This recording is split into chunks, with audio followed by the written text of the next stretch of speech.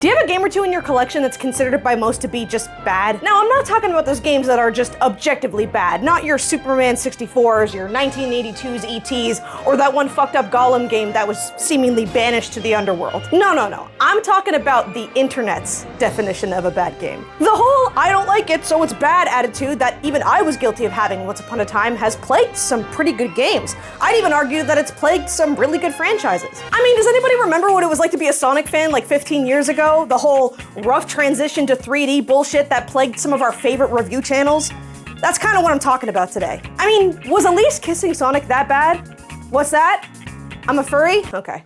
I'm sure we all have a game like this, right? One that's close to our hearts or one that's at least in our top 25 that the internet just hates. I mean, nowadays it feels like you gotta scour through the pits of tumblr.com just to find your people, you know, the people that also enjoyed the game. Sometimes it's not even a game that was hated on, more so one that's just unfamiliar to people. Sometimes it's just an underappreciated gem, a game so obscure and unpopular that you have to go looking in these communities just to find people that played it. I mean, does anybody here remember a game called Valkyria Chronicles? That's what I thought. But what if you have that game that technically checks all of these boxes? What if you have a game that is truly close to your heart, has been absolutely shit on by the entire fandom of the franchise, but has only just recently come out as an underappreciated gem of the franchise? Did you hear that? Must have been the wind. Anyways, I'm here to talk to you about Final Fantasy. If I were to talk to you about your favorite Final Fantasy, I'm sure I'm gonna get an array of different answers. Some of you might say Final Fantasy VI. Some of you might say 7. We might get some 9s in here, some 10s, some 15s, some 16s. I'm sure there's some of you that would answer 8, but I'm among the few that would confidently say my favorite Final Fantasy in the franchise is Final Fantasy 13. I'd come across it for the first time through H.C. Bailey's Let's Play of the game, confusing it for NCS's Let's Play of Final Fantasy X. I also got blocked from commenting on H.C. Bailey's Let's Play of Final Fantasy 13 because I was a little asshole kid and commented, "You didn't do anything," during this specific episode of the Let's Play. H.C. Bailey, can you unblock me, please?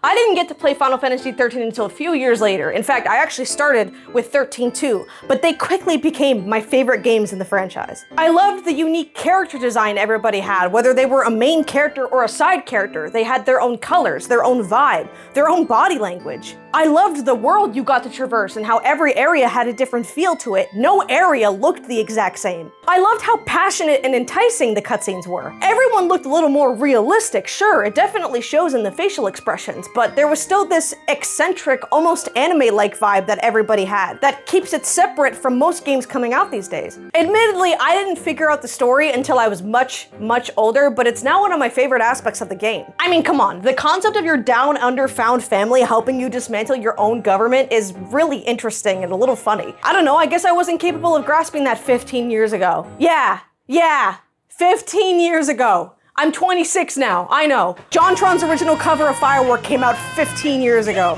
Jesus fucking Christ. Anyways, I'm sure some of you saw those tweets circulating around stating that new Square Enix employees had actually enjoyed Final Fantasy 13. Which means you also saw the massive influx of hate that came through simply in response to the working class having their own opinion. Yeah, this is completely fucked, bro. If this is true, then Final Fantasy is dead and it's never coming back. We are reaching levels of over previously thought impossible.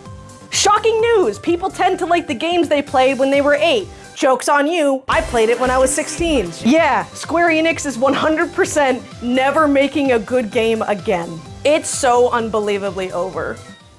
Me too, Twilight. I am also upset about these. Do you want to read the next one with me? No wonder the 7 remakes are so ass. Do you think that they were ass?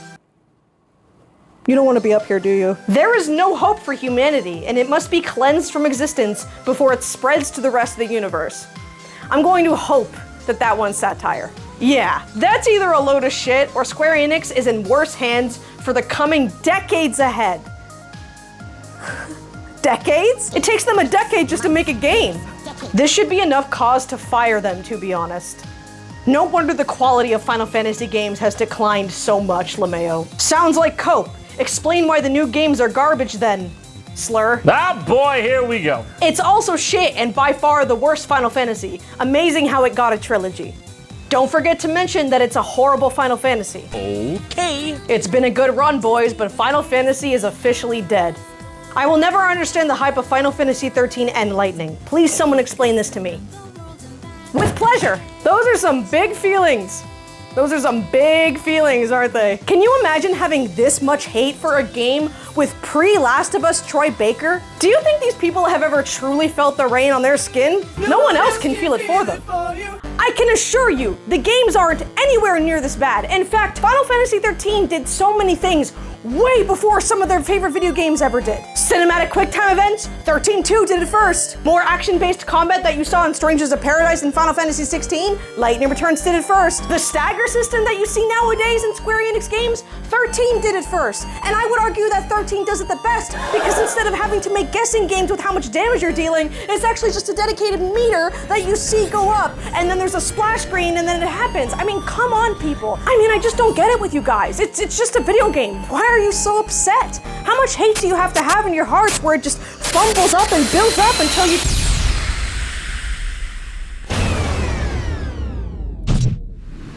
Fuck. Let me get to the couch.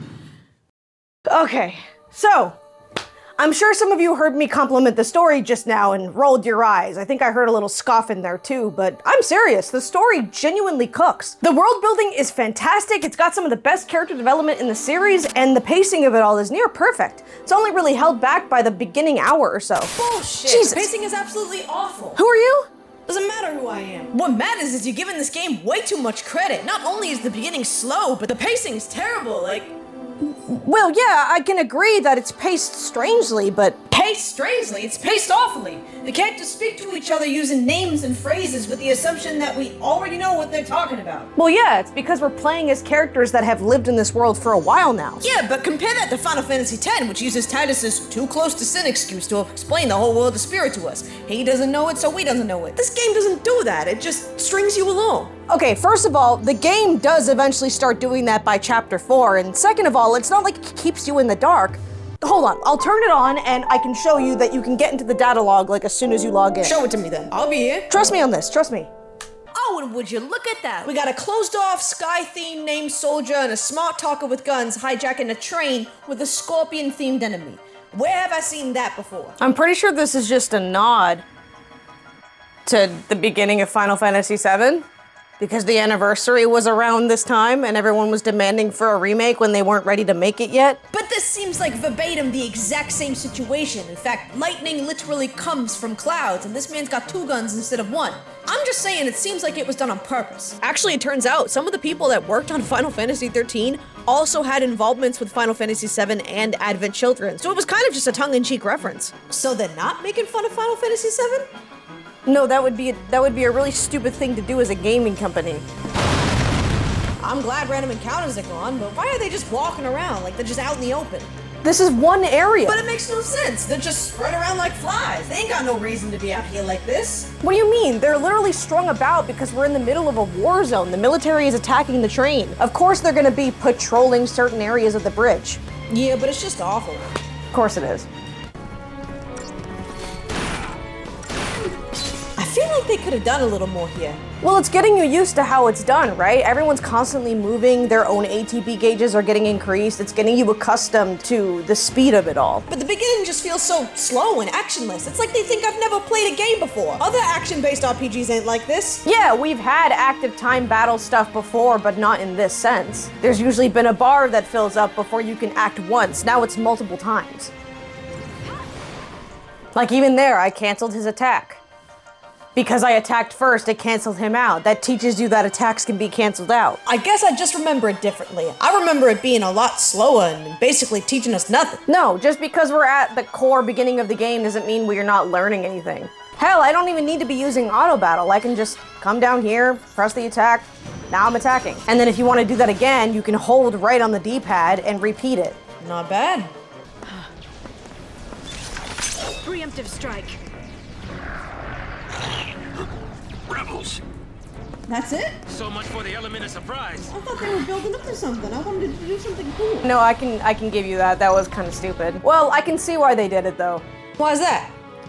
So when the game was first shown to people, it had more action-based combat where lightning would like break off and attack the enemies in like a QTE sequence, but the modern consoles coming up at the time couldn't actually handle it, so they had to change it to just what we see now. Oh wow, that does look different. So what, you think that the gameplay and cutscenes was supposed to meld together like this? Yeah, so that cutscene probably would have melded in better with the original intention they had with the combat. Do we turn back? There's no time. Then what do you suggest we do? Quiet. I don't think she needs to be speaking to him like that. That's kind of rude. She's got her reasons. What reasons? The stupid. I mean, they're stupid. The stupid reasons. You don't even know them yet. I know them. Did you play the game? I played the game the day it came out. How dare you make assumptions? Where do we go in chapter 4? The fucking ice place with the ruins. That one. That's what I fucking thought. You guys never play the Am I fucking game. wrong? How am I wrong about that? See, look, we are 18 minutes into the game. We can open the data log and read about day 13. We can read about the history of Pulse. We can read about Cocoon and the Hanging Edge, which is where we're in. We can learn about what's going on if we want that context. And as always, Can you throw the grenade again? Yeah, sure.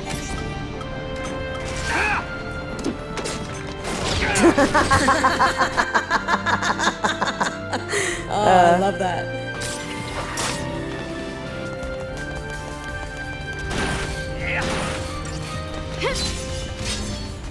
I still think this entire game is confusing. What do you mean the entire rest of the game is confusing? It's pretty much one-to-one to what we would know from here on out. The characters that we play as are just as clueless about what's going on and why they were cursed as we are. See, it's been interesting watching you play the game, but it seems like there ain't much else going on. Combat's basic, characters are basic. I still don't know what you see in it. Do you want to talk about it? I can talk about We it. can talk about it. You know what, actually? I would love to talk about it. Okay, let's talk about it. Fine by me. So, we played the first hour of the game and got to chapter 3, which is when the story really starts to pick up. As in, the tutorial's finally over.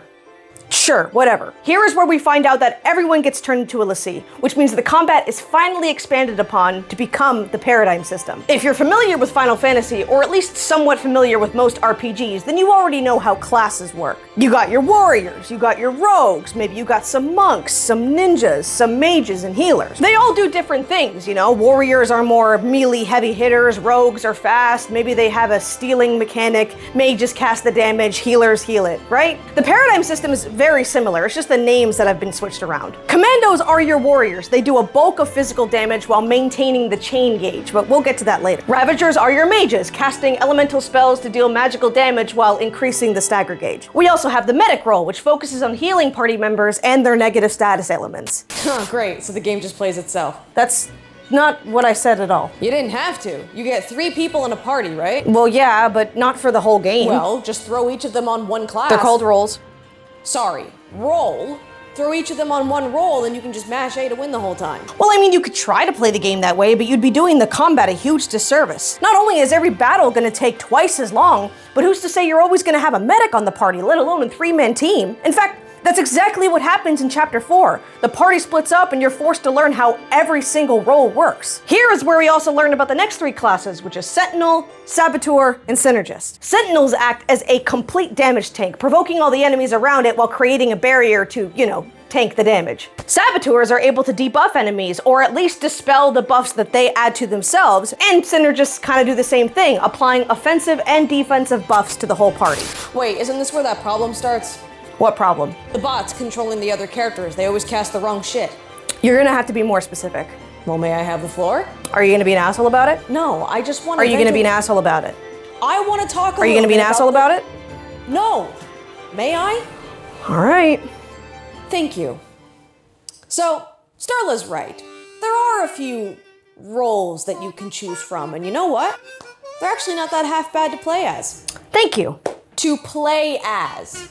You see, most roles have different methods of using their main abilities. For example, the Ravager role has bigger versions of the elemental spells like Fyra and Faraga, or has physical versions of the spells like Fire Strike. Now the problem with that is that the bots won't always use exactly what spell or what ability would be the right one to use in that scenario. Saz, for instance, won't just cast fire over and over despite his magic level being higher than his strength. No, because the numbers are so similar, he will switch from fire to Fire Strike to fire and to Fire Strike again.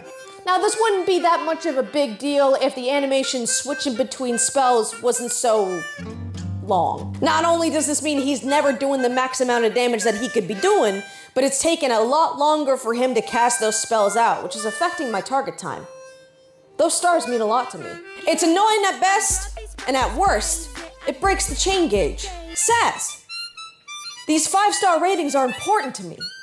Get it together. Not only that, but even as you increase your ATB gauge, Synergist will still only cast one buff spell at a time, even though they are perfectly capable of casting both Haste and Faith in one turn. If you choose to make one of your party members a commando while you are also a commando, they will go for a different party member instead of the one you're attacking. And if you come across a wad of enemies with a saboteur in the team, they will choose to cast Deprotectga instead, trying to debuff all the enemies at once, which is less effective in the long run. Yeah, the Rav's constantly switching thing is definitely a con, as well as the Sab thing, but the Synergists do sometimes cast 2 spells at once, like Protect and Shell. I'm assuming they make spells like Haste go 1 at a time on purpose to make it so you can't get too overpowered with buffs unless you choose to play as a Sin. Keeps it more balanced that way. Oh, don't do that. What? I'm just playing devil's advocate. No, you're not. You're downplaying how awful of a mechanic it is. Okay, I wouldn't say that it's awful. Even like you said, it's annoying at best, but it's not like it's gonna cause a game over. Oh, you want to talk about game overs? No, All right, no, let's talk about game I meant- overs. So you got 6 slots in your Paradigm deck and you can switch between them at any time in and out of battle. Yes, it's a fantastic battle system that tests the limits of real-time combat, giving you multiple ways to take care of enemies and bosses. Yeah. The whole point of the system is to switch mid-combat to maximize your effectiveness. Maybe you start with Com Rav to start up that chain gauge, and then you go all commandos to take care of it quickly. Or you go to Com Sin Rav to get all your buffs in, and then switch to Com Rav when you're all bulked up. It's my favorite. I'll admit, it's a pretty good way to shake up the formula. Gone are the days of having to switch out the one party member because they can only do the one thing. Which means when you get to late game, you can play as your favorite characters, and it's completely viable. Now, when you're switching around your paradigms in battle, which you'll be doing a lot of, you get this 3-second little cutscene where all your characters do a little pose and the color associated with the role that you just picked surrounds them. First time it happens, kinda cool, kinda cinematic, and then it kills you. You might be in a scenario where someone just did a massive attack on you, good bein, a massive attack on you, and you gotta switch to the medic role real fast. So you go to switch paradigms, but oh boy, someone's gotta do that 3-second cutscene pose bullshit and you're dead. No way to mash out of it, no way to stop it. You're just dead. You can prevent it. No, you can't. Game doesn't tell you how. It doesn't, but you can. If you absolutely need to switch paradigms, activating the switch just before your character finishes their last action completely skips the cutscene and instead does the thing where they all do the pose at the exact same time. It doesn't always work, but you can prevent it. Why can't you just admit it's bad game design? I can admit that it's not great, but it can be prevented. That was your point. It only really becomes an issue if you choose to switch too late, and it's completely taken out by the second game. We ain't talking about the second game, Toots. Fair? Not only can a cutscene get you killed, but this game also suffers from another common RPG killer that plagues even the greats. If the leader dies, then you all die. No switching to the next party member, no raise even if you got someone on the medic role. It is an immediate game over. Another good point. Another thing they fixed in the second game. At least 10-2 let you switch to the next character if Yuna went down. Good game. Don't push it. It's like the one thing that game got right. Look, those were some pretty valid points about the combat, but it's not all bad. If you can learn to adapt around those limitations, they barely become an issue in the long run. Come on, get good. That's your argument. I mean, I didn't really mean it like that, but yeah, kind of. The combat is all about speed and precision, and every fight is kind of like its own puzzle. That's not even true. You can spam auto battle for basically the entire game. Maybe for the first few chapters, but as I've already told you, you'd purposely be doing it a disservice playing it like that. The truth is, you should only be using auto battle about 30% of the time. In fact, there's a boss fight in chapter 3 that forces you to learn how the paradigm deck works. There's a lot more to it than just mashing A. Like what? I'm glad you asked. I already showed what the combat looks like before we become a Lassie. You can use Y to cancel out how much ATB you use if you know one attack is going to be able to kill the enemy. You may have also noticed that on their last attack, both Snow and Lightning jump back. You could use that as an impromptu dodge, giving you a lot more movement on the battlefield than you may have realized. It's ridiculous that you don't have free movement in combat. We've literally never had free movement in combat before. We did in 7. What? Not in the original. We did in the remake. Okay, and fucking Lightning Returns had it like 6 years prior in 2014. Catch up. Okay, you know what? Why don't we just stick to Final Fantasy 13 for now? I agree. That's what I'm here to talk about. Another thing that you can do in combat is something called ATB refreshing, and it's my favorite part of the paradigm system. Remember when I suggested switching paradigms during your last attack animation? Well, you're gonna be doing that a lot anyways. You see, once the gauge is all filled up and you use up all of your attacks, it's emptied and you gotta wait for it to fill back up again, right? But every 2 loops, or at least at the end of your second turn, if you switch to your next paradigm, the gauge is all filled up, which means you can start attacking and casting spells immediately. That's why the auto battle's there. You can't just abuse the system and swap back and forth, right? Exactly. You have to do 2 loops or get to the end of your second loop before you can switch. It's not going to refresh every time. Some people have said that it can happen every 12 seconds, but doing it every second loop is the easiest way to get that refresh in. I guess at that point you could refresh into medic, skip all the posing, and get all your heals in instantly, right? Yeah, basically. My favorite thing to do is to start every battle with the decimation paradigm. That way you've got your comms and your ravs building up the chain gauge, while you've got your synergist adding every single buff, adding haste, bravery, and faith. By the time you switch to Comm Rav, the chain gauge is either already at the stagger point or about halfway, making battles take half the amount of time that they're suggested to. So is that it then? Fill the chain gauge, watch the flashy numbers pop up, profit? Not necessarily, because each role even has their own passive abilities, things that either improve the characters themselves or buff up the entire party. For example, if you're fighting a boss that's about to deliver a heavy attack, switch to a paradigm with a sentinel in it. Even if you can't get provoke or steal guard off in time, simply having the sentinel in there will increase defense for the entire party, making it far more likely that they'll survive it. How does that work when our sentinel is 5 miles back that way? Well, as I've said before, and without spoiling too much, everyone eventually gains the ability to have any role, which means you could give Hope Sentinel, or you could have Vanille have Commando and bring back that weird fishing rod animation we saw at the beginning. This allows you to experiment with multiple setups, especially since not every character will learn the same spells at the same time. In fact, Snow is not the only Sentinel that we come across. And since we've been talking about the characters that we've been controlling so much, Oh, it's a segue. we might as well actually get to talking about the characters themselves. You're doing a fucking segue. The game starts us off with 6 main characters: Lightning, Saz, Snow, Hope, Vanille, and Sarah. Sarah isn't a main character. Well, she's not playable, no, but I would argue that she's definitely an integral character to the plot. Not only does she serve to continuously haunt the narrative, but she's even given key promotional art as if she was going to be on the main menu. She's even in some of the promotional art for the game. Okay, but if we're talking about the main characters, then you at least gotta mention Fang. Spoilers. What do you mean it's a spoiler? We meet her in chapter 4. Yeah, but she sucks. What? We'll start with Lightning Farron, voiced by Ali Hillis, who was a Guardian Corps sergeant before the events of the game. She lived in the seaside city of Bodom with her younger sister Sarah, forced to raise her at a young age after their parents passed. Because of all this, she's closed off and strict, and after blowing up at her sister on her own birthday, she quits her position in security to get put on the purge train, hoping to find Sarah and ask her for forgiveness. By chapter 6, Lightning struggles with finding a purpose. More specifically, finding a job, God. Oh, fuck me. Oh my God. It's a curse. We've been cursed. Yeah, it's a curse. Yeah. Lightning goes through a rather roller coastery arc, one that took me a couple replays of the game to fully understand. I think that's just bad writing. Lightning's original purpose was to simply take care of her younger sister, especially since their parents had died rather young. When she fails that purpose and not only loses Sarah, but gets branded as an enemy of Cocoon, the very world she's lived her whole life in, she snaps. She pushes everyone away and points her frustrations toward Eden, the capital city of Cocoon. By chapter 6, despite her apparent suicide mission, she travels alongside Hope and is able to look inside herself and realize that there's still, pun intended, hope for the future for her and her family. Don't you mean pun not intended?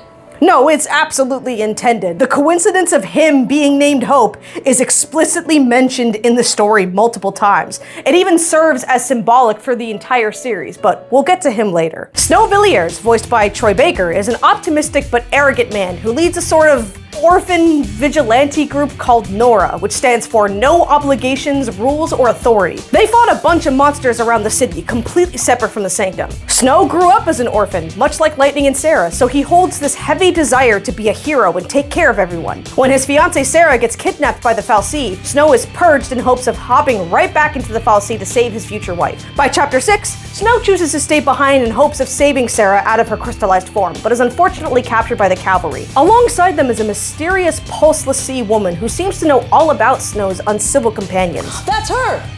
What? That's Fang! She's a main character!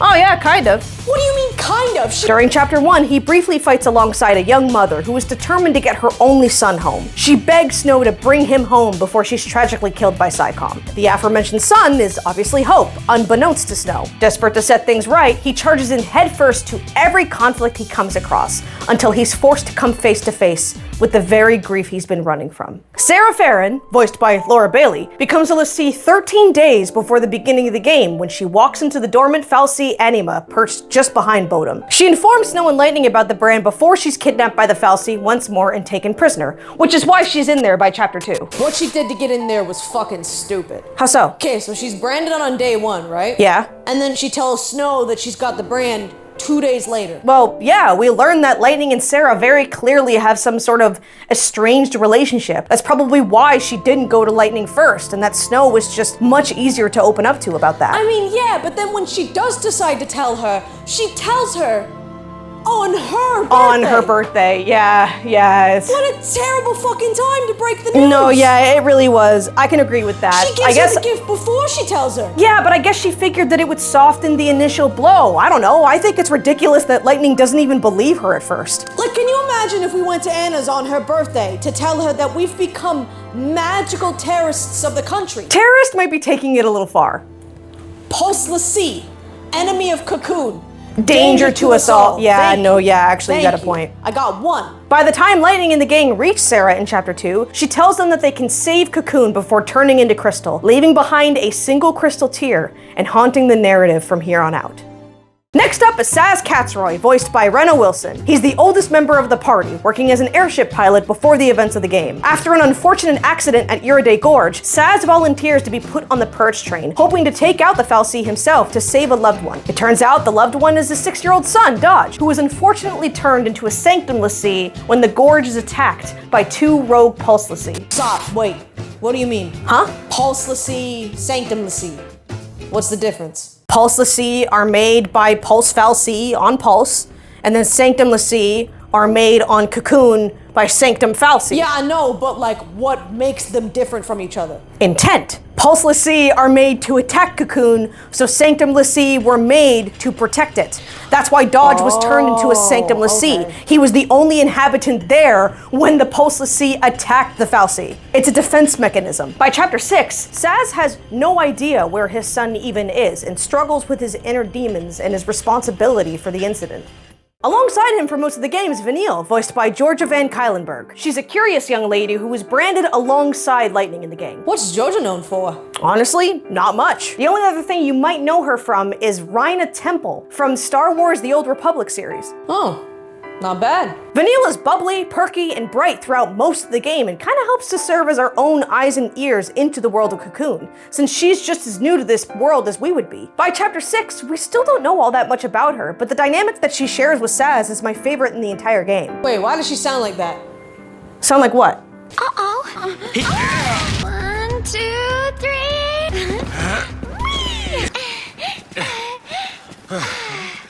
3. That. Oh, yeah, there's actually a few reasons for that. For one, Georgia was asked to keep her performance as close to the Japanese voice as possible, resulting in this squeaky, girlish tone. Georgia also put a lot of her real-life struggles into the character of Vanille, explaining that the cheeriness is a front to hide all the pain she carries throughout the game. I also have a theory that Vanille was meant to be a lot younger than she's presented as. What, isn't she like 16? Right? You would think that, but no. The game states that she is physically 19 years old. Physically? And I genuinely believe that they had to increase her age because a lot of the visual gags that she goes through just would not have hit the right way if they made her a minor. Yeah, but she's still the youngest member of the party, right? No, that would actually be Hope. No. I know what you're trying to do. You're not skipping Fang. We're talking about Fang. Okay, fine. I'll talk about Fang. Thank you. She deserves it. So, She's beautiful. Fang. Fang, voiced by Rachel Robinson, is another Pulseless Sea that we meet later into the game, and is technically the real 6th main character. Technically, what do you got against Fang? You wanna know why I don't like Fang? Yes. You wanna know why I don't like Fang? Yes. Okay, I'll tell you. I'll tell you why I don't like Fang. Tell me. She insists upon herself. What? She exists only for the sake of exposition. Without saying any spoilers, she only comes along to fill in the gaps, bitch a bit, and then give more exposition. She's just like an asshole for the entire game. It does give you her backstory. I know it does, but like, we just kind of hear about it. We don't really get to see it. By the time Fang joins the main party, not only has it been 7 whole chapters, but 2 or 3 days have passed since everyone met through the purge. Throughout those 2 or so days, we've seen everyone's highs and lows. We know where everyone started, where they were going, and how they've reacted to where they've ended up. At this point, some storylines are reaching their peak and some are still developing, and Fang just kind of pops in the middle of it all. It's the equivalent of like, you're at the hospital because your grandma died, and then all of a sudden, Kyle from science shows up to tell you that you become lab partners for an assignment. Like, bro, I'm in the fucking middle of something. I don't have time for this. What's worse is that we really don't get a lot of flashbacks that focus on Fang and her personality traits, which makes it harder for at least me to be empathetic. We see why Lightning becomes so cold, and we see why Hope wants to become stronger, but we don't see why Fang is the way she is. In fact, she is given almost the exact same backstory and character arc as Lightning. She has someone important that she loved and needed to protect, and then became aggressive and cold when she failed. Except Lightning gets over this in about 4 or so chapters, and Fang is still acting up during the literal final hour of the game. She's not like this in the second game, but Jesus Christ, what's her problem? Everyone else says Snow is the most annoying party member, but Fang is right there. Is there something that I'm not getting? I mean, if you're someone that likes Fang, please let me know why. Maybe you have a better understanding of her than I do, but I've been playing this game for 15 years, and I just can't stand her in this. I don't like her. I know. I don't know what you want me to tell you. Can we move on to Hope? Yes, we can move on to Hope. We can move on to Hope. Thank you. You're welcome. Hope S. Time, voiced by Vincent Martella, is only 14 years old by the start of the game, making him the youngest member of the party.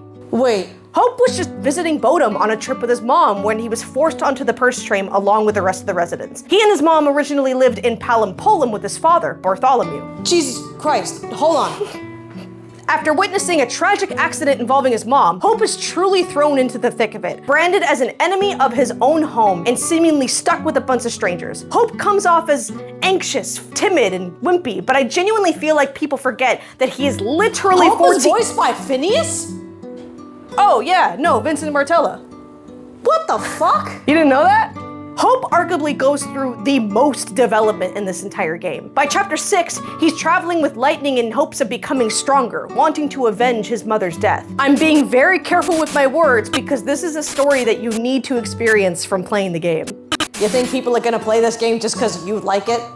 I mean, that's part of why I wanted to make the video, yeah. I'm not out of here trying to change mass amounts of hearts and minds, but the truth of the matter is that Final Fantasy XIII just gets a bad rep. Oh, please, you're just saying that because you like it. No, I'm serious. The only times I've ever seen criticism about Final Fantasy XIII, they just get shit wrong. They claim that there's zero strategy in the combat, that the character development is non-existent, that the story is too confusing, that the exploration is just one big long hallway. It is! Look at all these maps behind you. They're all just straight lines. No, it's not. They're not just straight lines. You stop to fight enemies. There's a few areas hiding chests, and there's special gameplay mechanics that specifically break up that mold. And it's not like it's the only game that has map designs like this. Look at some of the early levels in God of War, or some of the levels in Kingdom Hearts 2, the snowy mountains from Majora's Mask. Even some of the maps from Final Fantasy X are like this. Oh no, that is totally different. How is it different? Because they're entirely different games. The gameplay, that's exactly what I'm saying. The gameplay works around the linear level design. And then by chapter 11, it completely shakes it up and gives you a giant open zone world to run around in and do side quests in. Okay, and how long is that gonna take? 30 hours? What the fuck is wrong with you? Nothing's wrong with me. No, seriously, ever since you showed up, you have been a complete and total fucking buzzkill. I'm just trying to talk about a game that I personally really enjoy. No, see, I'm just trying to get you to open your eyes and realize the piece of garbage that you've been defending. It's not a piece of garbage just because you can only look at the cracks. I just wrote 10 fucking pages explaining why the beginning isn't confusing, why the combat isn't just on easy mode, the development each character goes through, why the maps aren't just hallways, all without giving major spoilers. Right, because you want everybody watching to play all your favorite games, No, it's don't because ya? Final Fantasy XIII deserves a second chance. Whether you like it or not, this game was ahead of its time with the stagger system and the open zone areas and the enhanced graphics and the voice acting. Final Fantasy XIII is far from perfect. How the hell is it your favorite Final Fantasy XIII isn't my favorite because it's perfect. It is the imperfections that make it my favorite Final Fantasy. Final Fantasy XIII is a game filled with ups and downs, both in gameplay and the story. It tests your patience, forces you to pay attention, to learn and adapt in new areas. It does have flaws, but it's flaws you have to work around, that you have to grasp and overcome.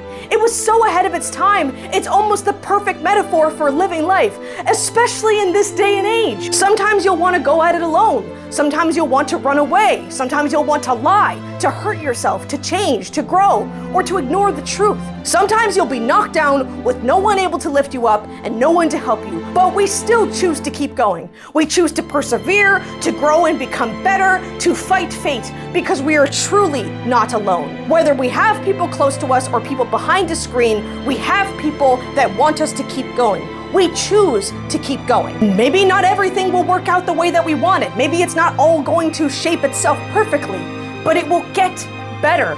We will be better. Lightning is still a terribly written character. All right, no, you know what? You're done. What? No, What? you're done. Whoa, Let's whoa. go. Okay, You're okay. done. Where are we You're going? done. I'm Where done. are we going? The truth is, yes, this game has some flaws that make it far from a masterpiece, but it does have things about it that would make a full playthrough worthwhile. There's still so many aspects about this game that I couldn't fully talk about, like the Eidolons. Everyone gets their own summoning buddy that fights alongside them, but they're not just basic summons like in Final Fantasy 7 or 10. No. They're literally robots in disguise. You're playing with fucking Transformers in a Final Fantasy game. I'm not even kidding. They fight alongside you and then transform into something different that you control, whether it's a car or an animal. Some control a little bit better than others, but they were fun to mess with in the later chapters. I would definitely suggest giving them a go at least once during your playthrough. There's also so much lore built around this world, around the l'Cie and their brands. If you hadn't already noticed, the brands slowly change as the game goes on. This is actually a timer with 13 stages, and once it hits that last stage, you turn into a Seath, which is like the equivalent of turning into a zombie. There's something here that I want to point out, but I have to spoil something pretty big to do it, so here's your official spoiler warning for one of the main characters. Go play the game or skip to this time to come back. Ready?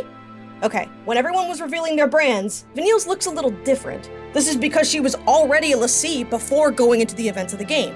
She and Fang were part of the War of Transgression, the war between Cocoon and Pulse that we constantly hear about. This is also why Vanille starts the game with 3 ATP bars instead of 2. You can even see the smallest bits of her brand in Chapter 2, but you know, kind of feels weird to be looking up there. Anyways, Vanille's brand goes from stage 1 to 5 in about 15 days. That's a pretty decent amount of time considering everyone else's gets to that within a day or two, except Saz. You see, it's not just time that'll affect the stage. Other factors can mess with that timer. If you get hit with a powerful attack, for instance, it can shift stages, but it will also shift if you become stressed or overwhelmed. By Chapter 8, everyone's brand is around stage 5 to 7-ish. This chart says Lightning's has been a 3 this whole time, but I just don't believe that, not based on everything she goes through. Saz's, however, is visibly still at stage 2. This means he's not only barely been touched on his travels, but he's stayed relatively level-headed. But then here in Nautilus, he reunites with his son Dodge, witnesses him turn to Crystal in front of his very eyes, learns who's responsible for all of this, and then has his Eidolon forced out of him in just a few minutes. All of this forces his brand to go from stage 2 to stage 5. Keep in mind, it's taken the rest of the party days to get to that same point. Saz goes through all of that stress, all of that sorrow and despair and grief in just a few minutes. All right, that's all I got time for today. I hope that this has been able to interest at least a few of you to give the game a shot. If it doesn't seem like your cup of tea, well, I'm glad you made it this far anyways. I hope you can at least see why I like it so much. But before we go, I want to thank some of my lovely Patreons that has stuck with me throughout this long month. Thy Heavenly, Torbert Theodore Orbington the Zeroth, Gilded Jackal, Sunny Castiform, Nightcaps and Nostalgia, Dancing Derp, Hell 64, Link is Bad 6, Audiomancer, Doobie Giovanelli, Red Blaze 27, Live High, Domo Nintendo 1, and Radio Christine. You guys are my absolute superstars. Sorry this one took so long.